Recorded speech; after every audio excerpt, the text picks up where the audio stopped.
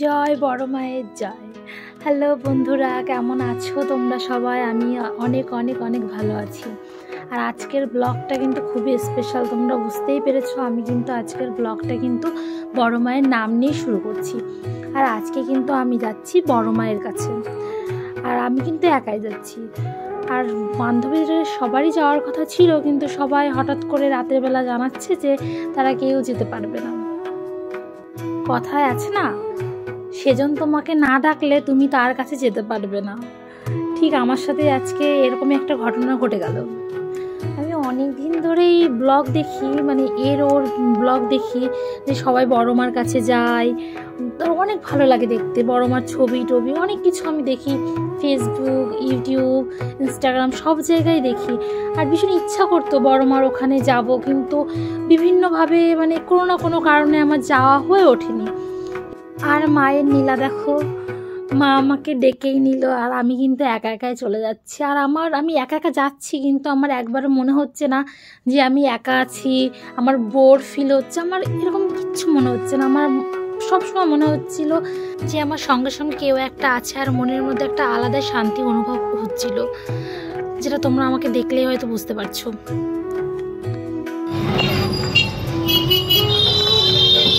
কোথা থেকে আসছেন? আমি আসছি হচ্ছে আকাইপুর থেকে। মাঝের গ্রাম আকাইপুর থেকে আসছি। মাঝের গ্রাম? হ্যাঁ। মাঝের গ্রামটা ওই বনগা লাইন, রানাঘাট থেকে বনগা লাইন ধরতে হয়। আর এখানে আমি তোমাদের সাথে গল্প করতে করতে দেখো নৈহাটিতে পৌঁছেও গেছি। আর আমি কিন্তু একটা মালা কিনে নিয়েছি স্টেশনের কাছের থেকে। আর মালাটার দাম নিয়েছিল হচ্ছে 40 টাকা মতো। আমার কাছে চেয়েছিল 60 টাকা, কিন্তু আমি 40 টাকায় নিয়েছি।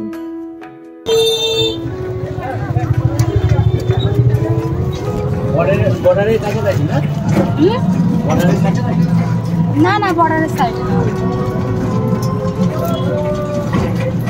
আর এই আঙ্কেলটা শুনছিল যে আমি কোথার থেকে এসেছি, কারণ আমি একা একা ছিলাম, তাই আমি কিন্তু স্টেশন থেকে টোটো করে এসেছি। আর এখান থেকে কিন্তু স্টেশন থেকে কিন্তু টোটো করার কোনো প্রয়োজন নেই, আমি একা ছিলাম তাই টোটো করেছি।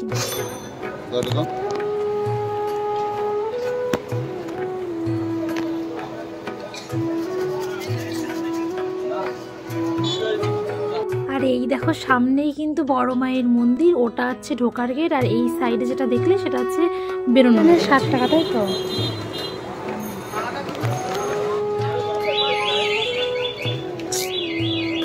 আমি পুজোর ডালা কিনে নিয়েছি। আর এখানে কিন্তু রাস্তার চারিপাশ দিয়ে কিন্তু প্রচুর দোকান আছে, যেখান থেকে তোমরা পুজোর ডালা কিনে পুজো দিতে পারো।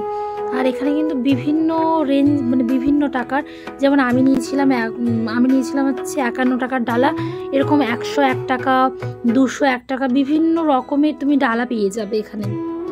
এত রোদ, চারিপাশটা কি খা খা করছে রোদে, দেখে মনে হচ্ছে যে 12টা 1টা বাজে, কিন্তু এখন কিন্তু সকাল 8টা 10 20 এরকমই বাজে।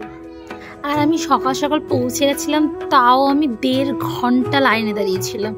মানে এত সকাল সকাল গিয়েও আমি 1.5 ঘন্টা লাইনে দাঁড়িয়েছিলাম। তাহলে ভাবতে পারছো যে তোমরা যদি যাও তাহলে তোমাদের কত সকাল সকাল গিয়ে পৌঁছাতে হবে। আর সেদিন কিন্তু প্রচণ্ড রোদের তাপ ছিল, আর তোমরা যখন যাবে তখন কিন্তু অবশ্যই একটা ছাতা নিয়ে যাবে।